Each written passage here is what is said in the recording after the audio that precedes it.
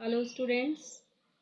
आज first flight text book से how to tell wild animals poem को हम पढ़ रहे हैं। ये एक हास्यप्रद पोएम है जो आपको कुछ ऐसे खतरनाक तरीके बताती है जंगली जानवरों को पहचानने के। If you ever if ever you should go by chance to jungle in the east, and if there should to you advance a large and tawny beast, if he roars at you as you are dying, you will know it is the Asian lion.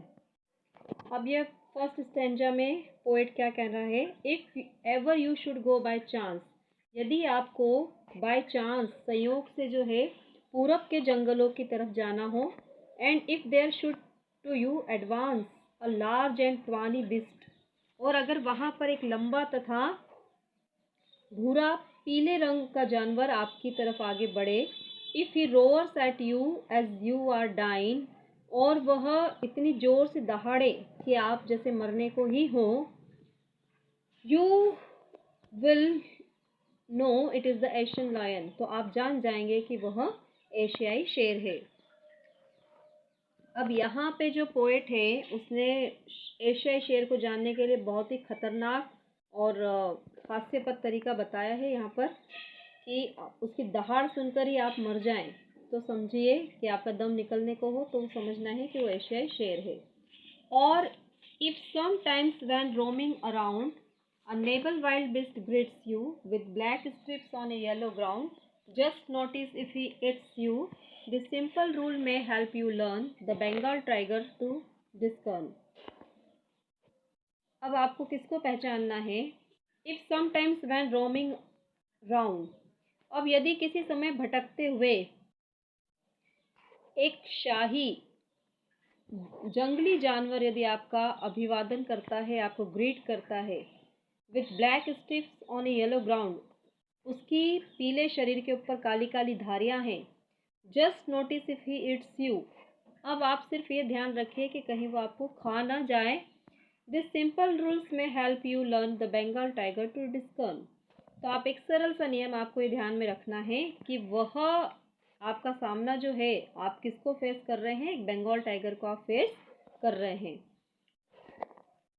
If third stanza देखते हैं। If strolling for the beast you view whose hide with spot is peppered, as soon as he has leapt on you, you will know it is the leopard. Twain do not good to roar with pain, he will only lap and lap again.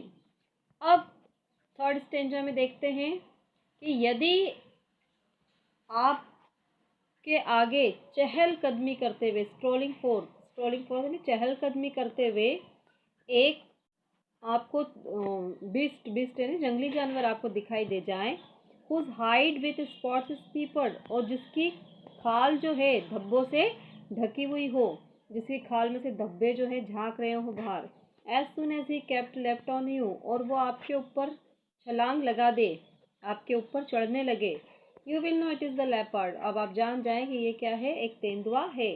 Will do not good to roar with pain, दर्द से चिल्लाने से आपको कोई फ़ायदा नहीं होने वाला है, आप कितना भी चिल्ला लें कोई मतलब नहीं निकलेगा। He will only lap and lap again, वो सिर्फ आपके ऊपर बार बार क्या करेगा? उछलेगा, आपके ऊपर बार बार चढ़ेगा। If when you are walking round your yard you meet a creature there who hugs you very hard, be sure it is a bear.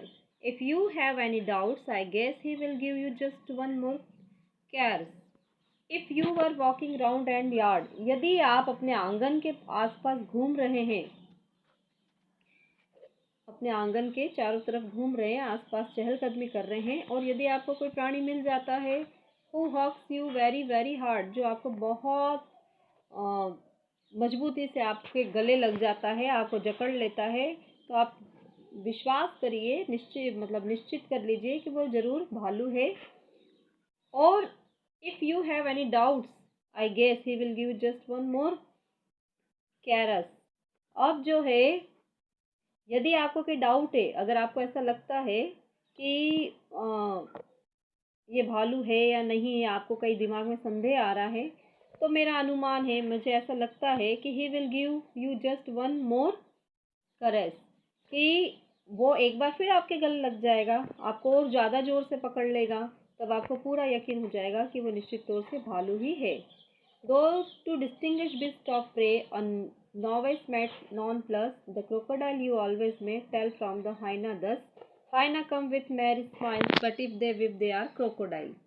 अब देखिए, यद्यपि कोई एक नोविस नोविस होता है, नौ सिखिया शिकारी जो होता है, यदि कोई नौ सिखिया शिकारी है, नया नया शिकार करने वाला है और वो जानवरों के में अंतर करने में उसे परेशानी हो रही है,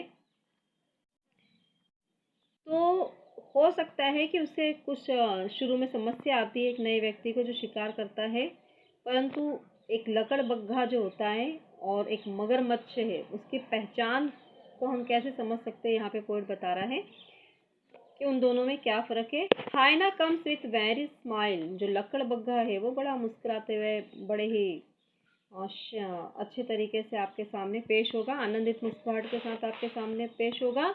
but if they are crocodile, और मगरमच्छ जो रहते हैं वो घड़ियाली आंसू बहाते हुए आपके सामने आएंगे।